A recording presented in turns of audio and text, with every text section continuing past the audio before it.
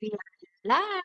Hello, mga kakwenta. Good morning, good afternoon, good evening, anywhere you are wherever you are tuning in. And to those who are watching or will watch the replay later, thank you, thank you, thank you. Welcome back to another episode of Kape at Kwento, Kwentong Pagbabago, where we keep it real about life, change, and growth, one coffee at a time. Ako po si Lori, a former OFW, a mom of two, the face behind Life with Lur business page, and now a proud digital business owner. So tonight's theme is something very close to my heart, the life-changing potential of this digital business. Because this is not just about earning extra income, it's about painting a vision of a life that you've probably been dreaming of. So I want to start with a story. I met this woman and she was working two jobs. She was a mom, always tired, always rushing, and her dream was simple, to be present for her kids. But she always felt stuck. Kasi kahit anong overtime, kulang pa rin yung oras at saka yung pera. Then she came across this business. At first, she was skeptical. Who wouldn't be? Ako din, I was very skeptical at first.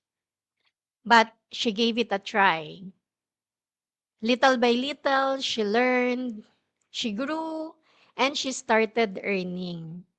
And months later, she did something she thought was impossible. She resigned from one of her jobs. So for the first time in years, she could pick up her kid from school and have dinner with them without checking the clock.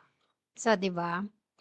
Her story reminds me of my own journey. Ako din, I didn't start this business just to earn. It was about freedom. Freedom for my kids' future. Freedom for my mom's retirement, and freedom para hindi na kami paulit-ulit na lang sa cycle ng trabaho sa kapagod. And maybe you, listening tonight, you also feel the tag inside you. Siguro nakaka-relate kayo, yung pagod ka na sa pagtatrabaho, pero kulang pa rin kahit mag-overtime ka, naubos na yung oras mo to be with your kids, to be with your family, pero kulang pa rin yung pera. So if there's a voice whispering, there must be more to life than this. So here's the truth. Life will not change unless you make a move. Yung comfort zone, it feels safe, pero dyan din tayo natatrap eh. The beauty of this business, it's not just about income. It's the possibility. The possibility to be with your kids and see them grow and still earn. Yung feeling na kasama mo yung mga anak mo, minuminuto, lahat ng milestone, pero nag-earn ka pa rin. Hindi mo iisipin yung pera because you're still earning through this business. So maraming mga OFWs yung makaka-relate, lalo na yung mga OFWs na yung anak nila is nasa Pilipinas and sila nagtatrabaho sila abroad. They are missing the milestone ng mga anak nila na sana nakakasama nila yung anak nila sa bawat galaw ng mga bata, lahat ng mga importanteng okasyon, makakasama nila yung family nila. So this business, it's about the possibility to be with your kids, as I mentioned earlier, to see them grow and still earn, yung possibility to retire early, the possibility to create generational wealth. So your children don't have to struggle the way you did. So this is not just a business, it's a vehicle. And just like any vehicle, it can take you somewhere better, but only if you choose to get in. 'Di ba? So kung may sasakyan ka, makakarating ka sa kung saan mo gustong pumunta. Pero pag hindi mo ginamit yung car, hindi ka pumasok dun sa kotse at nag-drive, wala, hindi ka makakarating sa gusto mong puntahan. So tonight, I want to leave you with this. What vision do you have for your life? Because if your vision is bigger than where you are right now, then maybe this is the opportunity you've been praying for. Don't wait for someday.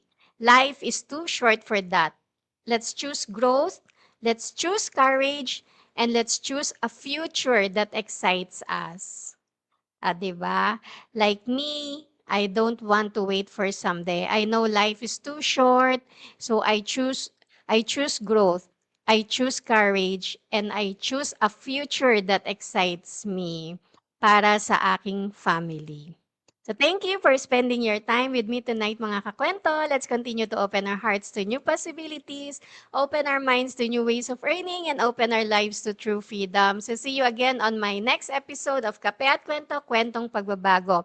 Tomorrow, the 30th of September, my go live will be at 6:30 Philippine time and 7:30 Japan time with a very, very special guest originally from the Philippines and now residing in Japan. So watch out for it, and I'm sure you will be inspired with her business journey and her life story. So that's tomorrow, 6:30 Philippine time, 7:30 Japan time. So let's bring your coffee, bring your dreams, and let's talk change. Let's continue to earn smart and live free and grow into the person God created us to be.